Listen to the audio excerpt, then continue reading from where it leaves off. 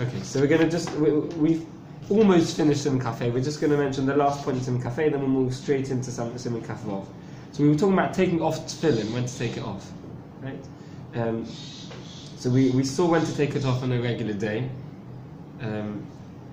We saw that the Shulchan Aruch mentioned to take it off after Uval Tzion, right? And he mentioned that on days when we learn from the Sefer Torah to not take it off, not take them off till after they return, after the Sefer Torah has been returned to the Aron HaKodesh, right? Which is of course how Nusach Sfardim and Sfardim, they return the Sefer Torah after Uval Tzion, right?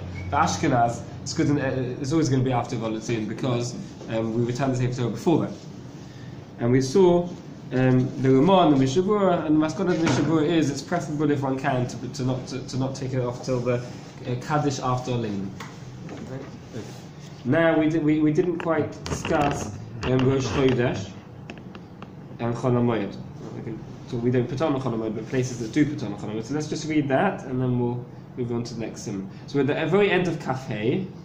Beyond Rosh Chodesh. Yeah, it's 3 lines down. The 3 lines down, 3 words before the end of the line. Okay? Beyond Rosh Chodesh, Choltum Oisei Kodem Tfilas Musaf. On Rosh Chodesh, we take it off before Musaf. Hagos says the Umar. V'wadin b'Chol HaMoed, also on Chol HaMoed. Right? Now this is not the Minhag Eretz Yisrael. Minhag Eretz Yisrael is not to wear tefillin at all on Chol HaMoed. But in Chutz La'aretz, most Nusach Ashkenaz people wear tefillin. So they would take it off on Chol HaMoed before Musaf. We're going to see in the Mishabura, the Ramah says before Musaf, we're going to see the Mishabura is going to change that slightly. V'dafka b'mokim she'em b'musaf kudushas keser mihu nagim l'salkum kodem musaf b'chol mokim. The Ramah says the main problem is only for those who say kudushas keser. The Nusach Sfardim will say keser. We shouldn't say keser with tefillin on. However, the minhag is in all places to remove it before Musaf, even those who don't say Kedusha Kesef. Now let's have a look at the Mishnah Berurah, Sif Cotton Nun Tes.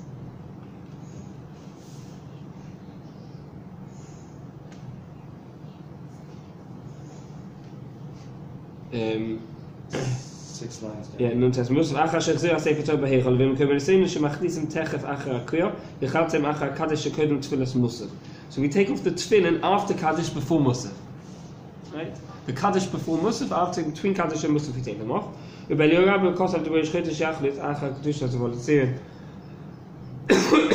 the abbreviation? The Rosh Chodesh? Sorry. Yeah, the Rosh Chodesh. The Rabbi says on Rosh Chodesh you take it off in the middle of the Volatzin, after the Kedusha of the Volatzin, before he says Hirotzin. Hirotzin Midvanach is the end of Volatzin. The Volatzin is made of a few different parts.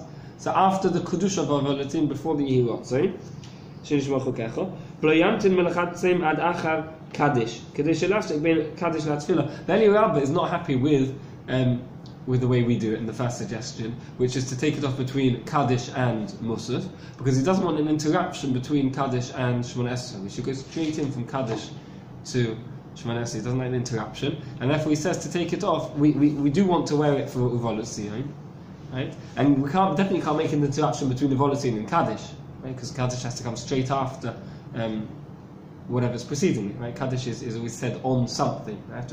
After the tefillah immediately is Kaddish. So we definitely can't take it off between Uval Tzion and Kaddish. So he suggests taking it off in the middle of Uval Tzion, right? When there's a change of subject, after we finish the Kedusha of the Siddur, we finish the Kedusha of the Uval Tzion, before we say the last Tzchina Yirotzim L'fanecha, so stop there and take it off there. Right? That's the advice of Eli Rabba. The Ma'aseh, the minhag, I think everywhere. I always hesitate because there's so many different minhagim. I think the minhag everywhere is to take it off, like the first opinion the Mishnah Berurah mentions, which is after Kaddish before Musaf, right? And traditionally, what we do afterwards is when the chazan's ready, the gabel or someone bangs on the strenza, and then everyone starts together. So then we start Musaf together. So we start Tefillah b'tzibur. It's ideal that everyone starts exactly at the same time. So rather than everyone just taking off their tefillin and then starting, someone bangs, and then everyone knows to start together. Okay.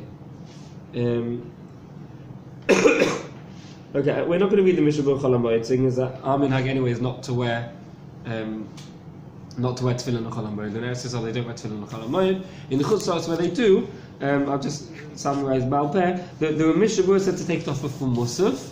The Mishnah Berurah mentions to take it off even before that, before Halal to take it off.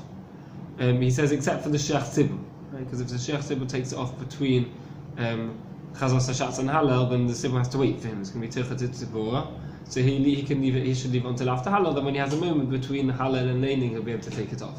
But the Tzibur will take it off before Halal. Right? Again, I don't know if it's universal, but definitely where I grew up, the exception is the first day of Chol HaMoed Pesach. First day of Chol HaMoed Pesach, we take it off after laning. Because the laning, included in the laning as well as the laning of Pesach, also talks about Tefillen. So therefore, we leave it on for the laning of the first day of Chol HaMoed Pesach. That's not mentioned in the Mishnah Berurah at that point. That's just the minhag where I grew up. I don't know if it's universal or not. Simon Kavvov. Let's start a new Simon. This is an answer to a question you asked a long time ago. At the time I said we're going to get to it very soon. Then we had the break of the Chagim and we learned the halachas of Rosh Hashanah. So now we're going to see the answer. Right? You asked if the Tefillen Shel Rosh and the Tefillen Shel Yad is one mitzvah or two separate mitzvahs. You're right, I did. So now we're going to see the answer. Sorry. Simon Kavvav. Din mi she'ein lo elo tefillah achas. The halacha of someone who only has one tefillah. Like we mentioned, of course, that the singular of tefillin is tefillah. Right? We always call it one tefillin, but really it's inaccurate grammatically. It's one tefillin. Right? It's one tefillah. Right? One tefillah, two tefillin. And we're gonna say one tefillin because that's how everyone talks nowadays. But the correct is, as it says here, ein elo tefillah achas. If one only has one of the two tefillin, then he has shel yad or shel rosh. What should he do? Should he put it on or not?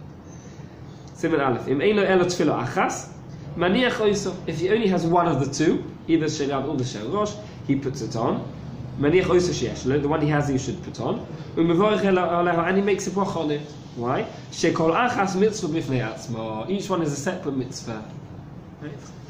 And if you have both, we put them on together. If you only have one, then you can put it on. Why? Because they're two separate mitzvahs. This is not like the corners, the tzitzis on your talis. Right? If you only have enough tzitzis to put on one or two, or even three corners, right? It doesn't help because we paskin that all four tzitzis are one mitzvah. And therefore, if you only have three of the four corners have tzitzis on your talis, it's a possible talis, and you're not mekayim a mitzvah, you're mekayim an avera of wearing a four-cornered garment without tzitzis. However, tefillin is not the same. Tefillin is two separate mitzvahs, and therefore, if you only have one, you put it on, you're mekayim that mitzvah. And he doesn't seem to be mechalek between them. They seem to be equal. Like either one, you say a bracha for and put it on. Correct. Exactly what bracha you say, we're going to see in a minute. Right?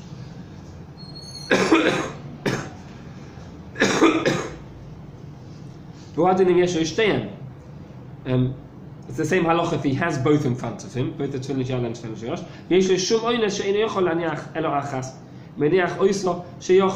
He has both in front of him, but for some reason there's some sort of oines which is preventing him from putting on both. For some reason he can only put on one of the two. Right? And then for the same, he would also kind just of surgery or something. Yeah, it could be there's something wrong with his body. It could be that maybe one of his tefillin is puzzle. Sorry? It could be that one of his tefillin is puzzle. Okay, if one's possible, then that's the same as if it's not in front of him. Here we're talking about what he has in front of him, kosher tefillin. I see. The Mishnah was going to mention that he needs to go on a journey and they're not waiting for him. For example, he's got a train. His train's leaving in 2 minutes. Right? So he's got exactly 2 minutes until the train leaves. Later he'll put them both on. But now he's just got 2 minutes to put on tefillin. He hasn't got time to put both of them on. Right? It's preferable to put on rather than wait. He's going to have time in half an hour, an hour's time. So he can put on one of them now. Right? Okay. Okay, let's see the Mishnah Berurah on this. The Mishnah Berurah mentioned these examples we just gave. So we've got an aleph. It's on the top line here, top line of the page. It could be he has a wound on his head, or on his arm. Right? He has to travel. The caravan's not waiting for him. When nowadays it would be maybe a train or a plane. He puts on the one that he can. So now the Mishnah discusses in the case of the train or the caravan or the plane, whatever's not going to wait, which one should he put on? The Shaliad or the Shalosh? Which one is better? Some say the Kedusha of the Shalosh is greater, it's more holy, and therefore some say you should put that one on. Some say you should rather put on the Shaliad, because the order is always Shaliad before Shalosh. That's the order that's written in the Torah, and that's the order we always put it on. Right? So there's a machlokes, should you put on the one that's more Kodesh, which is the Shalosh, or should you stick to the correct order? The Bishop says this is only, however, this is only if he'll have time later on when he's travelling to put on the second one. If he won't have time after to put on the second one, if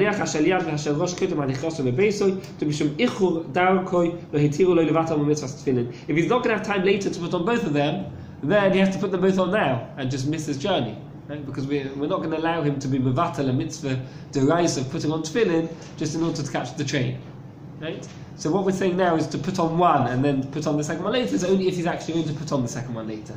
If he's not going to have time to put on the second one later, then he should put them both on both now and miss the train. So when we say put them on later, yeah. How much later can you have a separation between the two? Sometimes like you could put it on. Let's say he puts one on Right. the station, Right. and the second one while he's on the train. Yes.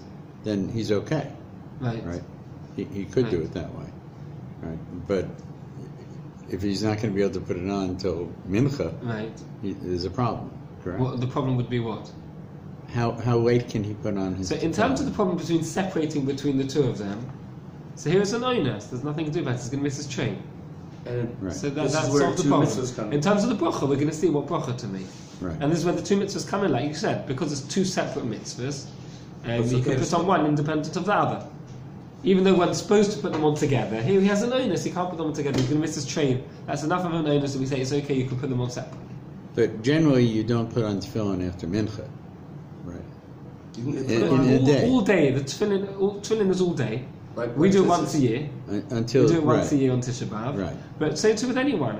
If someone's ill in the morning, someone's sick in the morning, and he can't put on tefillin for whatever reason. So is shkia Up until shkia. up until shkia? Yeah. Okay. Yeah. So it's all day to put on tefillin. Okay. So if he's not going to get it on by the time of shkia, he should miss the train and put it on. Yes. Right. Correct. Let's see now Sif base. Oh, how are we for time? I'm Oh, okay. Sif base tomorrow? No, let's try. I have to take my wife to work, but I don't think she's rushing. Okay, fine. Sif base. If he's only putting on the shel rosh, the opinion of the Shulchan Aruch is that on the shel rosh you only make our mitzvahs tefillin. That is the bracha for Rosh. Yes. Hagar says the Gemara. Uledidon denayag nevarch b'cholim shtei brachos, mevarch al shel rosh levad shtei brachos. The opinion of the Gemara, that's how the Ashkenazim are knowing, is that the shel rosh has two brachos. It has lo niach and shel and al mitzvahs tefillin. It has both. Just generally we don't make both on the shel rosh because we're putting on immediately after the shel yad. So the bracha of shel yad covers the shel rosh, and then we make the additional bracha on the shel rosh. If you're putting them on separately, so then you'd have to make both brachas on the shel rosh. You'd make al niach and al mitzvahs tefillin. Make two brachas on the shel rosh. Okay. If he only puts on the shel yad, then he only makes al niach. Right? Shel yad only has one bracha.